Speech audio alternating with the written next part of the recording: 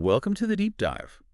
Today, we're really getting into the nuts and bolts of how software gets made. Yeah, specifically looking at a couple of the big strategies teams use. Right, we're talking trunk-based development versus feature-driven development. hmm And, well, this discussion was kind of sparked by some interesting observations and ideas from Kayo Chuamanan. Exactly. We're using that as a jumping off point to explore these wider concepts, how teams actually structure their work. So the plan is to break down what these terms actually mean, look at the pros and cons of each. And how things like CICD, continuous integration and delivery fit into the picture. Our goal, to give you a clearer understanding of these different ways of working and, well, what they might mean for development teams. Let's do it. Okay, so first things first, can you give us the quick version? Trunk-based versus feature-driven. What's the core idea? Sure. Think of trunk-based like one main highway. Everyone's merging onto it really frequently. Hmm. Any side roads, those are feature branches. They're super short. Okay, short detours. Yeah. Feature-driven, on the other hand, that's more like having totally separate construction zones for different parts of a building. Right. They only get connected to the main structure way later when that whole part is like completely done. Got it. So constant merging versus building things in isolation first. Let's dig into trunk-based first. What's the big appeal there? What's the strength? Well, the biggest thing I think is the feedback loop. It's incredibly fast How so? because you're putting your code into the main line constantly, like multiple times a day potentially. So if something breaks or doesn't work well with someone else's code, you find out fast. Ah, okay. So you're not waiting weeks to find out your stuff clashes with somebody else's. Exactly. You're kind of continuously checking the health of the whole system. It really cuts down on those moments where you spend days just trying to integrate two big pieces of work. That sounds huge. Yeah. Fewer integration nightmares. What else? Well, it also tends to reduce those really nasty, complex merge conflicts. Right, because the changes are smaller. Yeah, smaller changes, integrated often. There's just less time for the code bases to diverge wildly. And, because everyone's working off the same main branch or merging into it constantly, it really forces or maybe encourages tighter team collaboration. So people have to talk more. Pretty much. You're sharing the same space, so you need to be aware of what others are doing. It promotes a kind of shared ownership. And I guess reviewing code is easier, too, if it's just small bits coming in Oh, frequently. whoa, definitely. Reviewing a small, focused change is way more manageable and, frankly, probably more effective than trying to review a giant feature branch that touches dozens of files. Makes sense. And maybe the most critical part for modern development, trunk-based is like the perfect setup for CICD. Continuous integration, continuous delivery. Right, because the main branch, the trunk, is always supposed to be stable and potentially releasable. This makes automating builds, tests, and even deployments much, much smoother. So fast releases, potentially higher quality because you're always testing the integrated whole. That's the idea. Plus, the branching model itself is just simpler. Less juggling of lots of different branches. Okay, so trunk-based, sounds pretty good speed, collaboration, CI/CD friendly. But nothing's perfect, right? What are the downsides? Where does it get tricky? Yeah, there are definitely trade-offs. One big one is less isolation. Meaning? Meaning, because everyone's merging into that central trunk so often, one person's change, even a small one, could potentially break the build or affect someone else's work more easily. So if someone checks in something buggy, everyone feels the pain pretty quickly. Potentially, yes. That's why the next point is so crucial. You absolutely need a rock-solid automated testing setup. The safety net. Exactly. Without really good, fast, comprehensive automated tests, trunk-based can become chaotic because you're constantly fighting fires on the main line. It puts a lot of pressure on your testing infrastructure. Okay, so robust testing is non-negotiable. What else? Well, sometimes you have less direct control over exactly when a specific feature goes live. Because the trunk is always moving forward, you often rely on things like feature flags or toggles to control visibility in production. Right, so the code might be in the main branch, but hidden from users until you flip a switch. Precisely. Also, with so many commits hitting the main branch, sometimes tracking the history of one specific feature can feel a bit noisy. Like you see lots of small, incremental changes rather than one big feature-complete merge. Some people call this code churn. I can see that. Less of a clear narrative for each feature sometimes. Yeah, maybe. And honestly, it requires a lot of discipline from the team, good communication, solid practices. Everyone needs to be kind of on the same page. It might be tougher for, say, very junior teams or teams that aren't used to collaborating that closely. So team culture and experience matter quite a bit. They really do. And maybe potentially, as teams get really, really large, managing the sheer volume of integrations and potential test failures on the single trunk could become a bottleneck if not managed well. Okay, so strong emphasis on automation, discipline, and communication. Now let's flip the coin. Feature-driven development. What are the highlights there? The absolute core strength is isolation. That's the big selling point. So each developer or team gets their own sandbox. Pretty much. You create a separate branch for each feature you're working on. You can work away in there, make commits, break things, fix things, all without affecting the main code base or anyone else, really. Okay, that sounds less stressful in the short term, maybe. It can be. It gives developers autonomy. And it makes tracking the progress of a specific feature very clear. It's all contained within that one branch. Ownership is also usually very clear. You know who's working on what because they own the branch. Right. And this isolation can make release planning feel a bit more flexible, or at least more controlled. You decide exactly when a feature branch is done and ready to be merged and potentially released. So good for big features, maybe, or situations where you need that clear separation. Yeah, or if you have less experienced developers who might benefit from that safety net of isolation. Okay, but we know there are always trade-offs. Hmm. What's the catch with feature-driven? What are the pain points? The big one, the classic one, merge conflicts. Ah, yes. The longer a branch lives separately? The more it diverges from the main branch, which is also constantly changing. So when you finally try to merge that feature branch back in, maybe weeks or even months later. Collision course. Exactly. You can end up with really significant, complex, time-consuming merge conflicts, what people sometimes call merge hell. Not fun. Definitely not. And this whole process can really slow down the final integration step. You might finish the feature coding, but then spend days just trying to get it merged cleanly. So it can create delays right when you think you're done. It absolutely can. And there's also just the overhead of managing all those branches. Like keeping track of them all. Yeah, knowing what state they're in, who's working on what, making sure they get updated with changes from the main branch periodically to try and minimize those big merge conflicts later.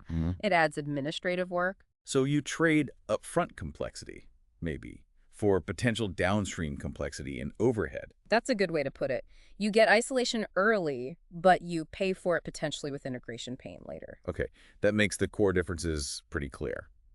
Now, how does CICD look in these two worlds? The automation pipelines must be different, right? Oh, very different, usually.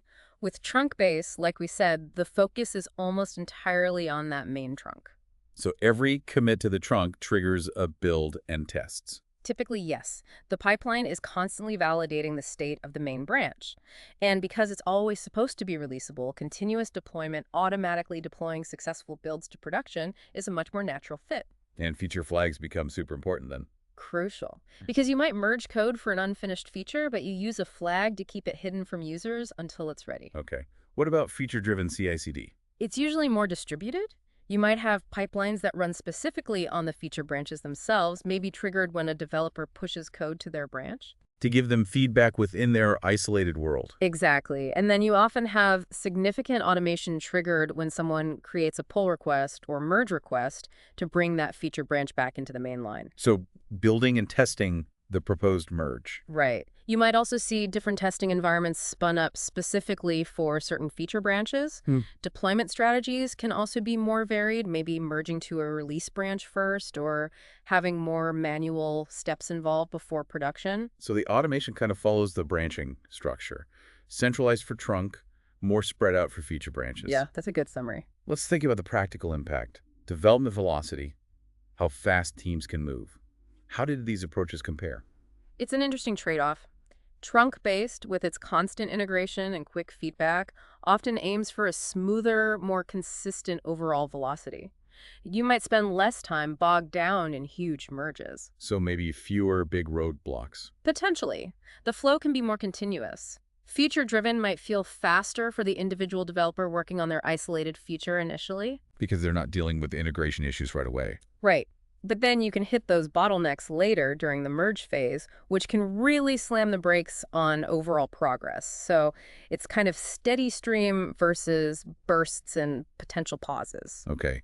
What about team collaboration? We touched on this, but how does it feel day to day? Trunk-based really forces or encourages that constant communication and shared ownership. You have to be aware of what others are merging. It fosters a we're all in this together kind of vibe. More talking, more coordination needed. Definitely.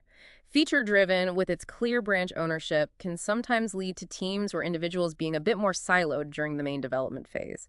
Collaboration becomes more focused around the merge event itself. So clear individual responsibility, but maybe less continuous cross-pollination of ideas? That can happen, yeah. It depends on the team culture, of course, but the structure itself lends itself to more isolated work initially. And risk. How do they stack up for managing risk? Trunk-based is all about early risk detection.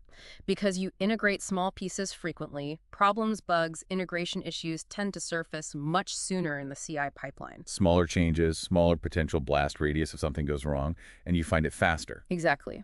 Feature-driven isolates risk within the feature branch, which is good. Well. If a feature branch has problems, it doesn't immediately destabilize the main code base. But the risk is that when you finally do merge, you might be merging a larger set of changes with potentially bigger, more complex problems that have been hidden for a while. The risk is deferred and potentially amplified. Early and often versus contained, but potentially larger later. Got it. Now let's zoom out a bit. There's this idea, Conway's Law. How does the way an organization is structured actually impact the software it builds? Ah, yeah, Conway's Law. It's fascinating and often quite true. The basic idea, put simply, is that organizations tend to design systems that mirror their own communication structures. Okay, what does that mean in practice? Well, imagine an organization with very rigid silos. You have a separate UI team, a back-end team, a database team, maybe a QA team. They all work somewhat independently. Pretty common structure in some places. Right. Conway's Law suggests that this kind of organization will likely produce software with similarly distinct boundaries. The UI talks to the back end through a specific API. The back end talks to the database. The system architecture reflects the team structure. And making changes might require handoffs between all these teams. Often, yes. It can lead to slower processes and integration challenges because the software itself is sort of siloed like the teams. Now, contrast that with an organization structured around cross-functional teams. Where you have UI folks, back-end folks, testers, maybe designers, all working together on a specific product feature or business capability. Exactly. That kind of structure often leads to software architectures that are maybe more integrated, perhaps microservices aligned with those business capabilities, where a single team owns a vertical slice of functionality. So the team structure can actually push you towards certain architectural patterns and maybe influence which development methodology feels more natural. Absolutely. A highly siloed org might naturally gravitate towards feature branches because it mimics their separated way of working. A cross-functional team might find trunk-based development a more natural fit for their collaborative style. Wow. So it's not just a technical choice. It's deeply linked to how the humans are organized. You need to align the team structure and the desired architecture. It's a really crucial point that often gets overlooked. Okay, now let's talk about another huge factor changing everything, AI. Artificial intelligence. How's that fitting into the software development picture? Yeah, it feels like AI tools are everywhere now. What are developers actually using AI for today? Well, the most visible impact right now is probably with AI coding assistants. Tools like, GitHub Copilot, Amazon Q Developer, Cursor, Codium AI, lots of them popping up. And what do they do? Just write code for you.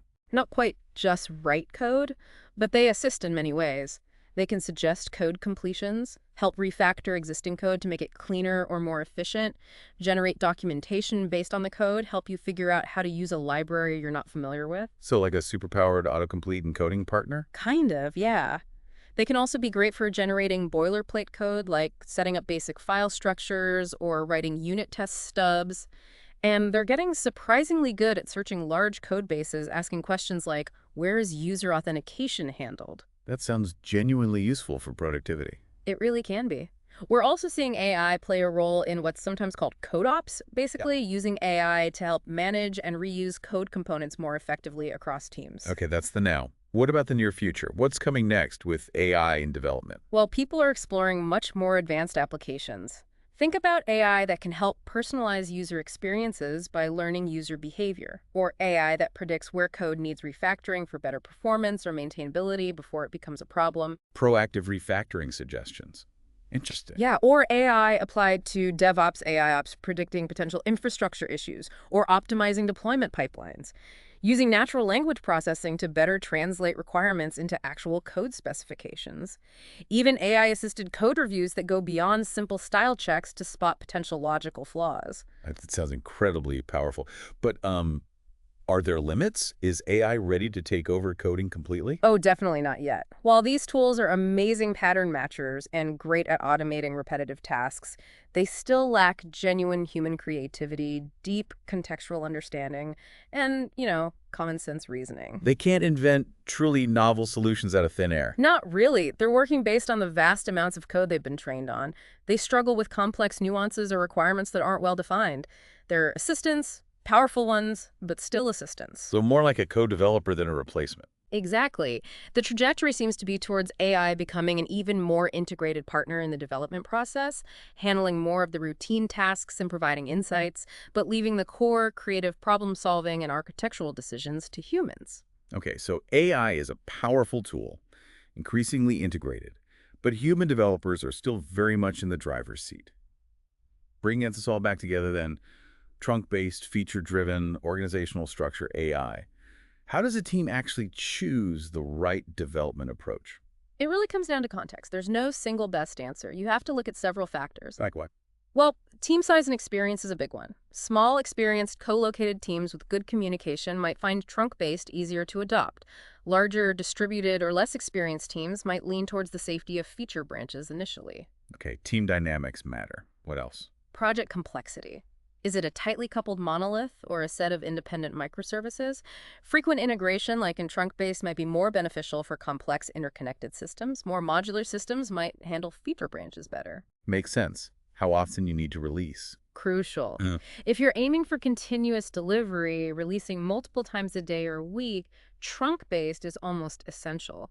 If you have less frequent planned release cycles, feature-driven might offer more control over coordinating those releases. and quality. Testing. Absolutely key. Trunk-based demands mature, reliable, fast automated testing. If your test suite isn't up to scratch, trunk-based can be painful. Feature-driven gives you more time, perhaps, but you still need good testing before merging. And finally, your overall infrastructure maturity. How comfortable are you with CICD, feature flags, automated rollbacks? That plays a big role, too. So it's a whole constellation of factors. Yeah. Team, project release cadence, quality needs, infrastructure. Exactly. You need to weigh them all up for your specific situation. Okay, let's try and summarize this deep dive then. We've looked at trunk-based development. Focused on frequent integration to a main branch, fast feedback, simpler branching, great for CI/CD, but needs strong discipline and testing. Right. And feature-driven development. Which uses isolated branches for features, giving autonomy and clearer tracking, potentially more flexible release timing, but risks complex merges and integration delays. We also touched on how your organization's structure can shape your software, thanks to Conway's Law. And the massive wave of AI tools that are changing how developers write, test, and manage code, acting more and more like co-developers. So the final thought for our listeners. Maybe it's this. Think critically about your context. How is your team structured? What are the real needs of your project? How mature is your automation? And how are you thinking about leveraging AI? Answering those questions honestly will help guide you towards whether trunk-based, feature-driven, or maybe even some kind of hybrid approach is the right path to help your team deliver better software, faster, and perhaps even enjoy the process a bit more. Aligning your process with your people, your product, and your tools. Sound advice.